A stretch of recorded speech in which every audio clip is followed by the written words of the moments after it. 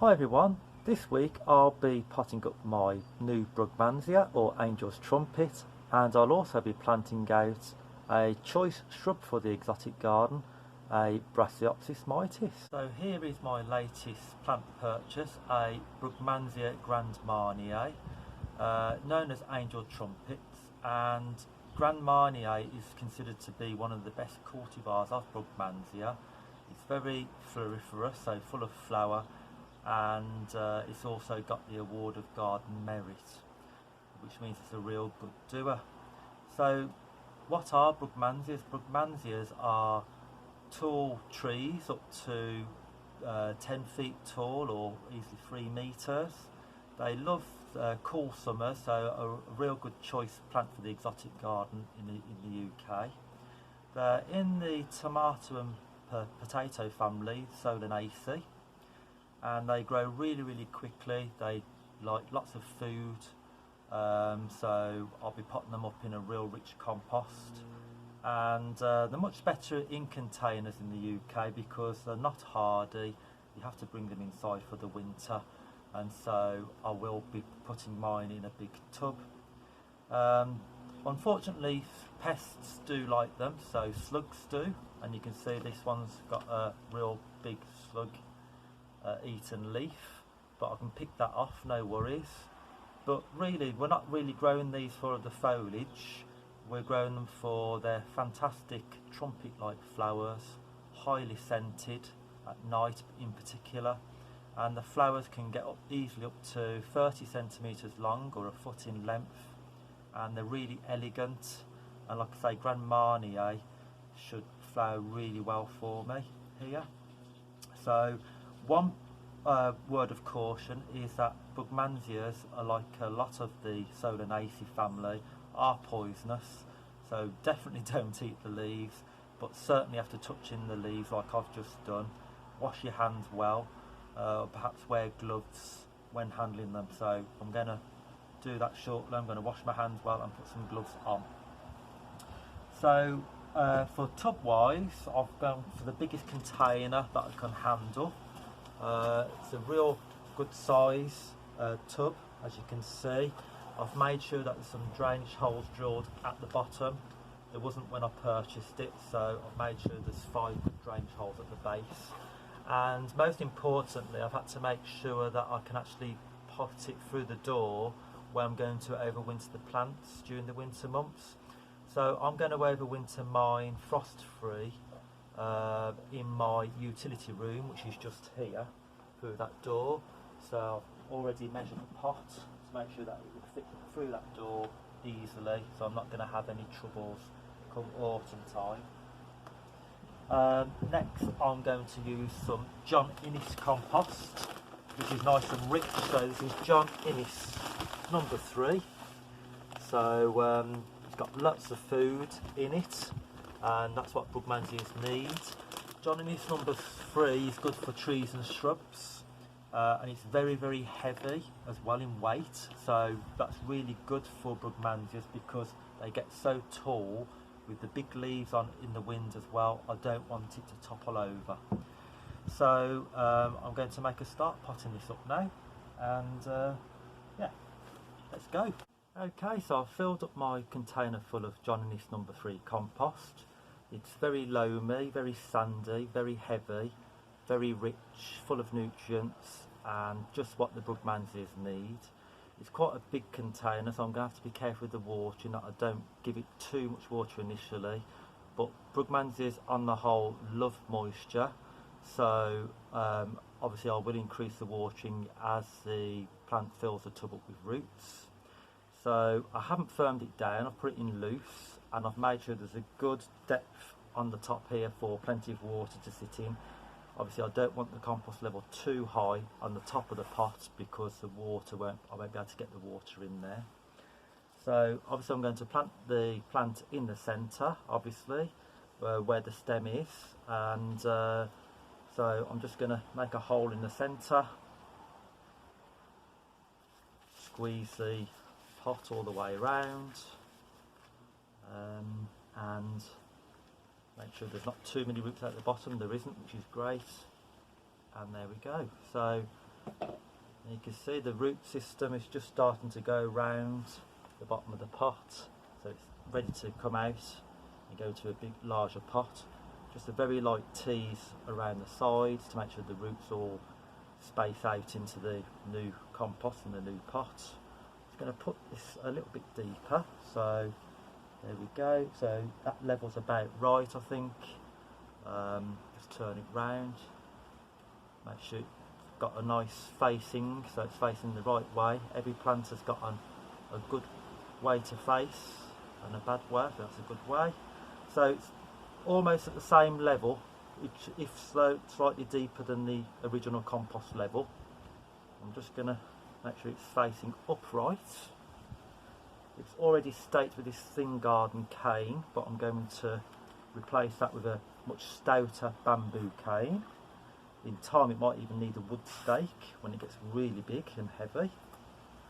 And obviously the label is in there, so I know exactly which one I've got here. So yeah, I'll just take out this little garden cane now, and I'm going to replace it with this much bigger bamboo cane. So this has already got a wire loop on there actually, which is quite useful, so I'm going to thread that through and make sure that bamboo cane is clear of the original root system. I'm going to push that all the way down to the very base of the compost, in the very base of the pot, to make sure it's well firm and well supported. And yeah, that's good. So I will actually, as it grows, I will add some more support and using some jute string, and I'll be using the S-shape knots that you should always use for plants such as this, when you actually or the figure of 8 knots I should say, when you are supporting all plants, to make sure that the stem doesn't rub against the bamboo support. And then for food, I'm going to be using liquid seaweed, and it's always good to use tomato food when they're getting bigger and about to flower. Obviously with this one I don't want it to flower just yet, I want to get maximum growth, so I'm hoping to get a clear, long, tall, clear stem, right, train it as like a standard or a lollipop shaped plant, so I want to get it as tall as possible. But once they actually fork, once the growth actually splits into two, that's when they start flowering. It's known as a Y shape, and once it does that once, it will just keep producing those Y shapes and keep flowering its socks off. And that's when obviously you give it high potassium or tomato food to encourage flowering. But as I say, I'm just going to try and keep it as tall as I can by keep it growing well. I'm just going to take off this slug-eaten leaf and put that in the compost bin. But yeah, I'll give you regular updates to see how it's going on. Fingers crossed it will grow really well this year, and then I'm hoping by next year it'll be a good sized plant and I'll let it flower. Right, so I've just moved the Brugmansia into a sheltered spot where I'm going to grow it throughout the summer now. So on my upper decking area, in some dappled shade, a little bit of morning sun, but some shade from the afternoon sun by the Brahia palm next to it. I'm just going to give it a feed with some seaweed extract at half the recommended strength. And when the plant gets bigger, in fact, I can actually water it every single day, believe it or not, with half strength seaweed fertiliser, which is incredible. So seaweed is obviously organic, which is always nice to use in the garden, and I'm going to apply it by watering can as a root drench and also a foliar feed. So I've got a rose on the watering can to be able to do that. So give it a good soak all over the leaves, and also root drench around the base. I don't want to fill the whole container up with water at this point because it's only a recently planted Brugmansia, so I'll just leave it at that. It's good to do foliar feeding on a cloudy day such as today, so that there's no chance of sun scorch on the leaves, so it's actually a perfect day for doing this. So while we're up on the upper decking, I thought we'd have a quick tour of the garden. So So as you can see, things are settling nicely now. The pots that I've recently planted up are filling out really well. It's all looking really quite tidy now, ready for maximum plant growth. The Tropicalesque jasminoides is starting to get some nice flower buds on now. So soon that'll be absolutely covered in highly scented flowers. The lotus basket is settled in nicely, and also the honeysuckle drop more scarlet is starting to climb those stems. Lovely to see the hibiscus in flower yet again. Hibiscus rosa sinensis long life, and the petite orange. The bromeliads are looking great as always underneath the bra here, and the musa is looking really good now with that fantastic camouflage type foliage. The Tibushina's got its first flowers coming on now, Tibushina ovaliana. And we've recently had lots of heavy rain and warm temperatures. We had a thunderstorm the other evening, so the plants have relished that, so it's starting to look really quite lush now. So you can see the Salvia Vanguard that I planted in the last video under the Butea odorata, and the Cycad Revoluta is looking really good. At the moment my tiki bar is bare because I put all the stuff away during the heavy storm, but also it's because I'm about to get some new thatch for the roof. So obviously when that comes I'll be putting that on and dressing it back up. It's much easier to take everything out when climbing up on the roof, just so I don't knock anything over.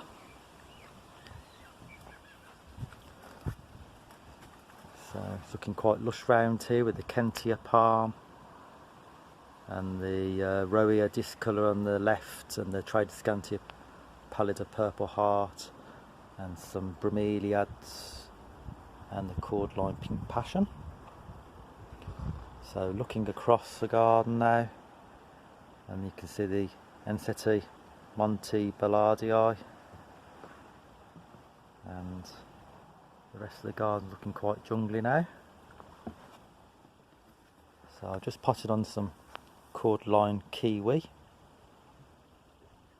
and put them either side the steps. I've also planted some Ipomia Sweet Caroline Green, which is a coloured-leaved sweet potato. Not expecting a crop in the UK, but it's just used as a foliage plant for the summer. That lovely lime, zingy lime green. Looks great next to the Dahlia Bishop of Llandaff with the black foliage. That it did overwinter outside and should be in flower very shortly. Some black-leaved sweet potatoes there. Moving on round, some more there with the Tradescantia pallida purple heart and the zebra grass miscanthus gold bar, and some irisines and some irisine cherry, and the banana's starting to take off nicely now, and the Dahlia Canora sunset, which should be in flower shortly, overwintered outside, as is the Musa Basju, which is getting towards chest height on me now. And the Alstroemeria Indian Summer is just starting to flower. A hardy perennial, getting more commonplace in the UK now. And this is easily a metre square, had it for a few years. The Tradescantia Sweet Caroline or Sweet Kate, can't remember which one now, but those zingy yellow leaves with the violet, blue, purple flowers. Got some Maltese cross in flower with a vibrant orange red, hardy perennial, Lychnis chalcedonica, and behind that is a plant which I gave the Chelsea chop just a few weeks ago, Persicaria red dragon. You can see how well that's come back already in just 3 weeks or so. The Ensete Morellii, and yeah, it's all looking really quite good now. can see now we're getting towards the start of maximum growth. Looking really good.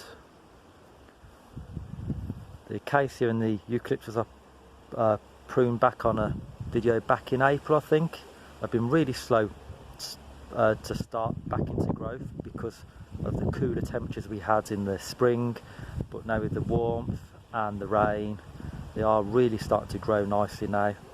And the red plant in between them is Salvia hot lips with a delphinium blue flower also. I need to deadhead the allium purple sensation. I've planted out the zinnias and tifonias now, so I've got some zinnia purple prince and also tifonia orange sunrise. Really late planting them out this year. Like I say, in the UK we're about 3 weeks behind normal because of the cold spring, but some plants are really getting off to a good start now with this warmth and rain.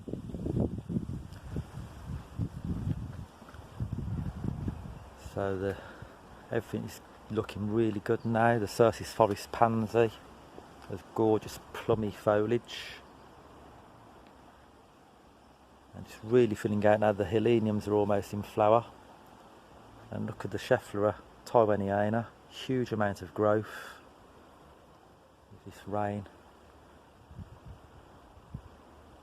And yeah, it's all really filling out and lovely now.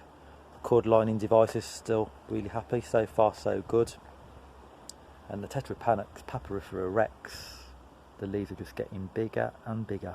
They are huge, absolutely massive. Again, a hand for scale.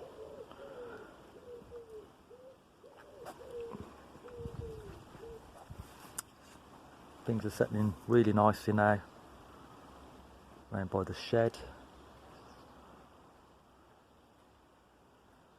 And the daylilies are starting to come into flower now, flower bud. This one's called Summer Wine, and I absolutely love the foliage on that too, the pleated leaves.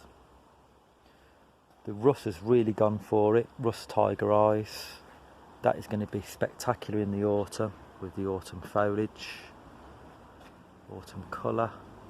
And the Tropicalesque is looking really good as well. And even down towards the woodland garden, it's looking really good now with the geraniums in flower. Geranium silestemon. Those vivid, bright pink flowers with the black centre. Hardy perennial, of course.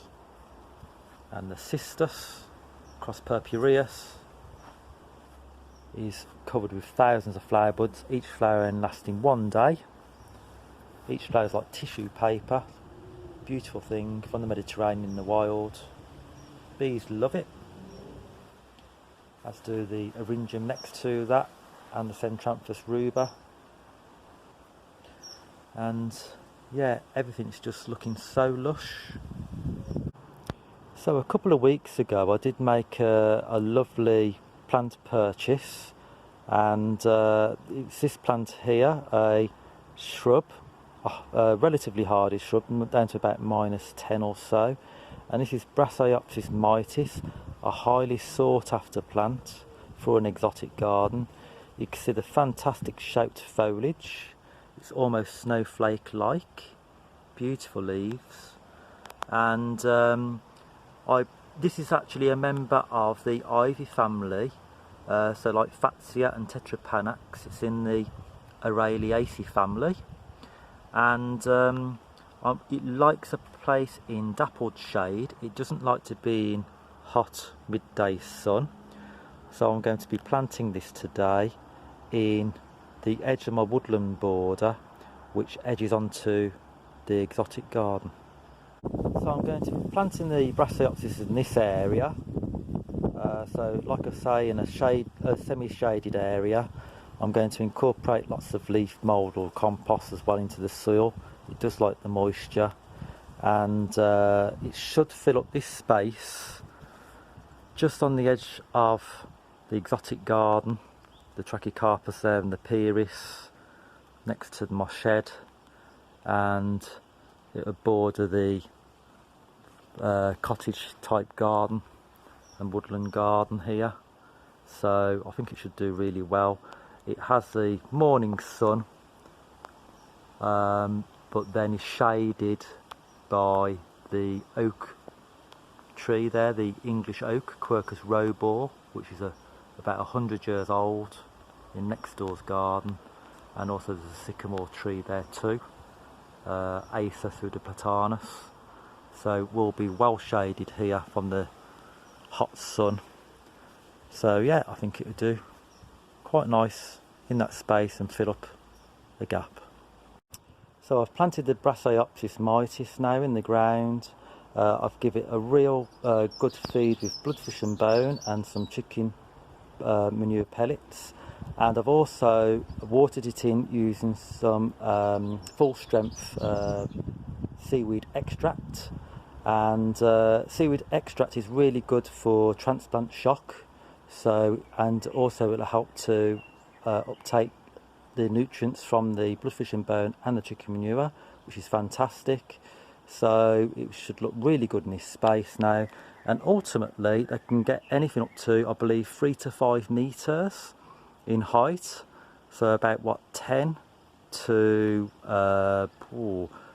12 feet tall, something like that. So it's definitely got the headroom here, and it'd be fantastic to walk past this border in the future, and hopefully to be able to walk underneath those huge snowflake shaped leaves. Okay everyone, so that's it for this week, and I hope you've enjoyed the video. If you've liked the video, please give the thumbs up, and please be sure to subscribe to my channel. So see you next week everyone, bye.